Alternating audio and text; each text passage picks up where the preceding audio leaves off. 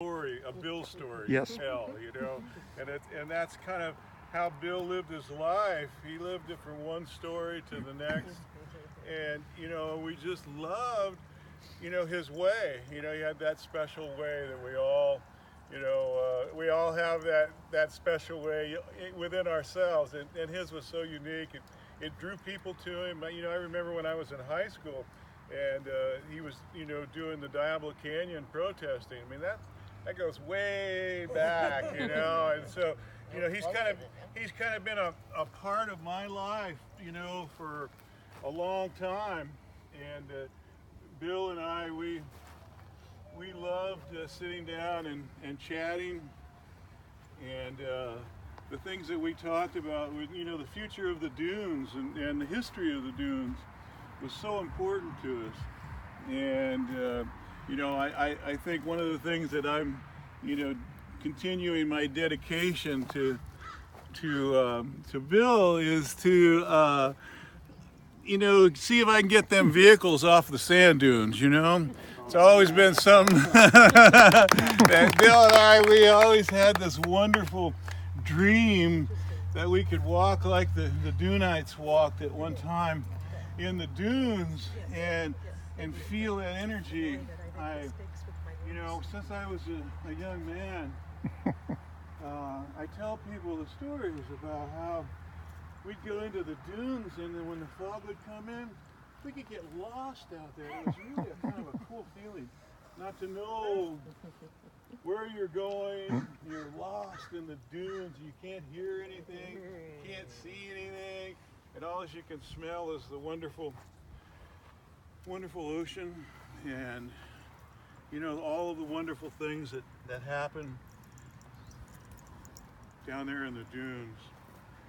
Dunes is such a special place. I think we all should look to dedicating something to build down there in the dunes.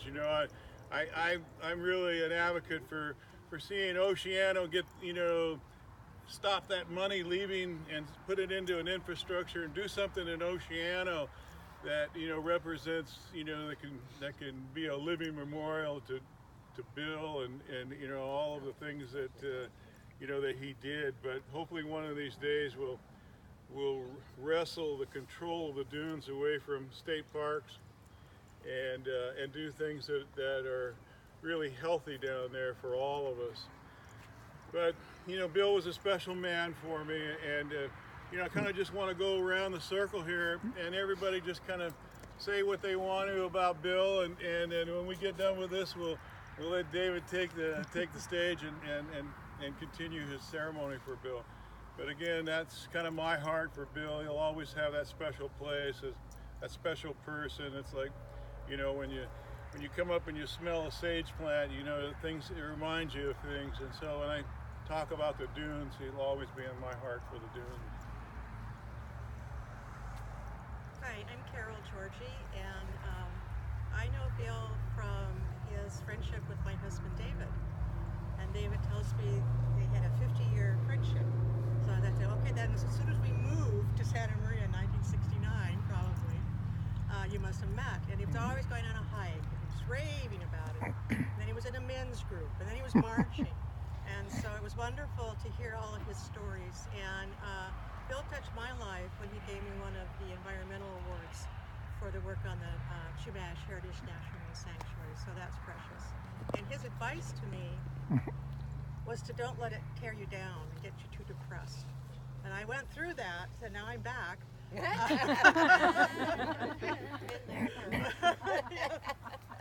Okay.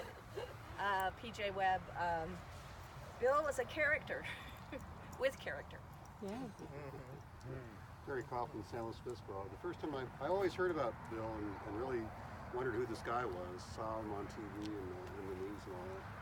But the first time I met him, he was giving a hike at the Banda Adobe, and I got a clue to his character when he said, just keep it simple, get the job done. So here's some masking tape. This is your name tag. Why spend all that money on fancy things with a border? And I think he was still doing that even at his birthday party. Yep, it was. So, and I was glad to be a part of his birthday this year. And thank you, David, for inviting me and being a part of that, because that was special. I'm John Hetherington, and I was born in San Diego, but when I moved to the Central Coast, being a fisherman, I followed the ocean issues, and the otters were a big issue. And so I wrote a letter to the paper, and the next couple days later, it got published, and a couple days later, I got a postcard from Bill Deneen, who I've never heard of. He said, I don't know if this is the right Hetherington, but if it was, attaboy. That's a good job. Keep it up and do it again and send it to these papers too, you know. And that was Bill, and that's, he was inspiring like that for everybody to, I mean, feels like to me that he, you know, he was an inspiration for everybody. Just a very positive force here. So. Ooh, Pam Hetherington. I met Bill, I think in 2000. I had just become the executive director of the Environmental Center of San Luis Obispo. And the Minerals and Management Service was in town at the time. And it had to do with offshore oil leases that they wanted to renew. And it just so happened that a jet had gone down, I think just south of Ventura. And their whole spiel was, and I'm sitting next to Bill, and he's just, you know, he's like, he's going like this. And I'm trying to take all this in, and I'm going, Bill, you know that airplane crash? Well, one of the seats kind of drifted up to Cayucas.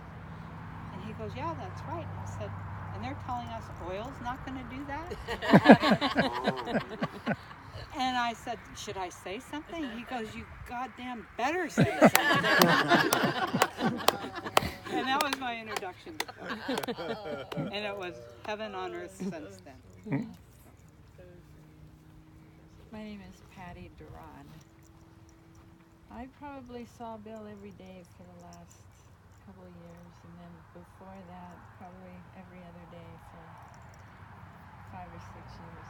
I would milk his goats, and the last year, I would make breakfast for him in the morning, because if I didn't make him breakfast, he wouldn't get breakfast, you know, and he wouldn't get dinner either.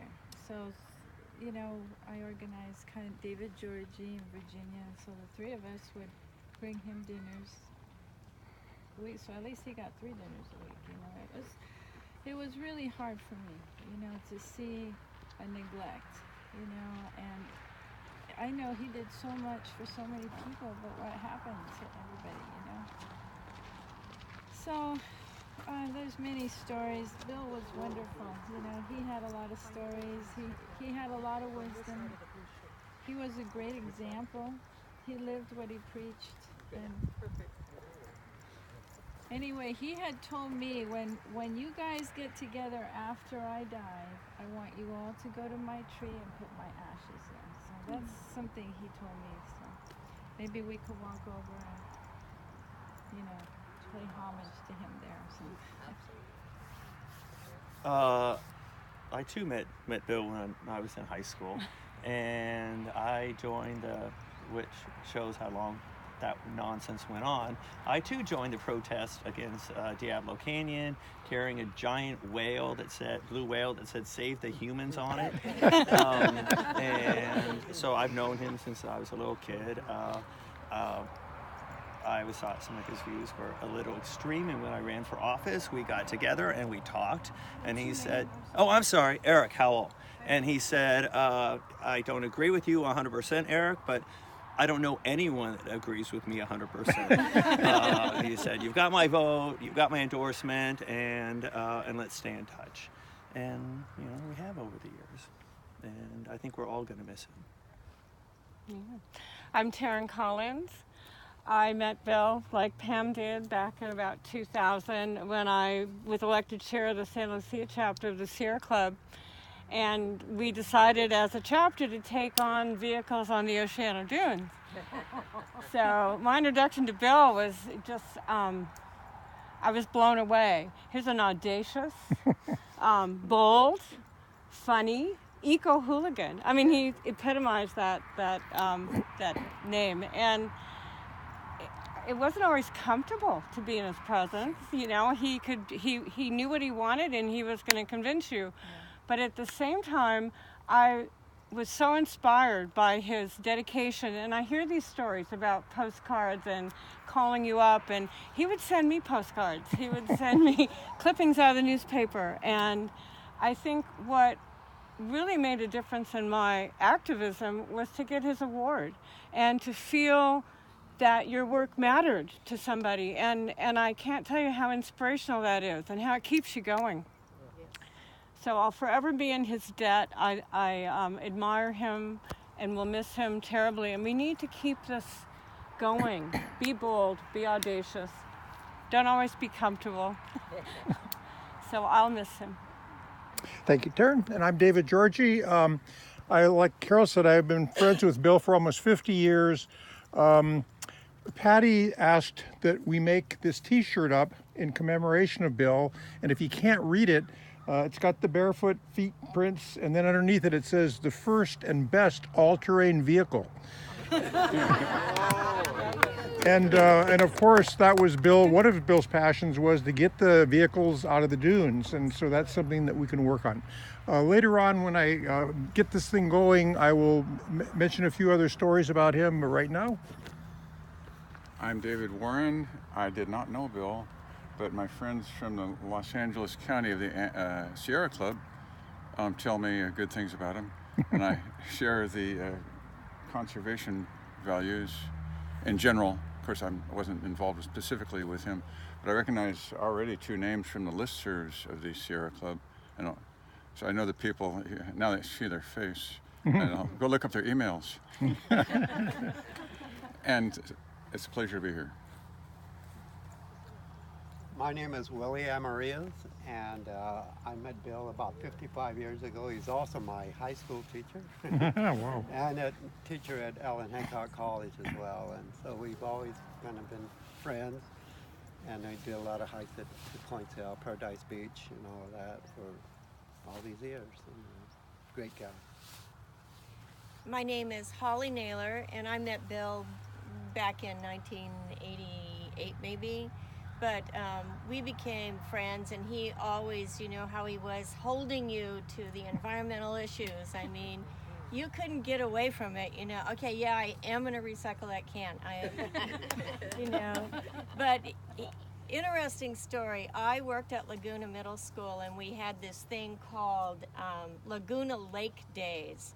And we'd put together all these stations, and we would run these kids through these different stations. And I said, Bill, you should come and talk to the kids. So Bill comes.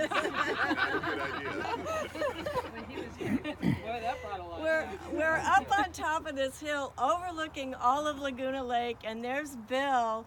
And of course he brought like maybe 4 or 5 dogs. He had his dogs with him. He was in his really short shorts. Maybe he had shoes on, I'm not sure. And he gave this talk to the kids that was unbelievable. And the kids loved it, you know, and they'd write about it. What did you remember about the talk? That crazy guy. And the dogs. But it planted a seed in those kids. And so Bill always planted a seed that you couldn't ignore. You'd try, but you couldn't, you know. Anyway, loved that man. I'm Terry. I'm a friend of Marcia and Roy. I'm just riding with them, and didn't really know Bill, but what they're telling me is he was really wonderful. And I'm glad that we're all here to honor him. I'm Vita Miller, and I've been in the county a long time, and I knew of Bill Deneen probably when the Diablo protests started. And my husband and I and our little kids were there marching, and I knew that Bill was getting himself arrested, as I recall. And I can't say that I got to know him really well, but I always knew of him, and I always knew if he was advocating for something, that was good, and we needed to pay attention, and we needed to follow as much as we could in his footsteps. My name is Carlos Diaz Saavedra. I'm a transplant from the East Coast. And to get to meet people, I would go on Sierra Club hikes. I first met Bill, I think, just around the beginning of 1990. I came in late '89. He was a character. He definitely had a lot of energy, drew people to him. I don't have a specific story. He would take people out on his hikes. You know, he's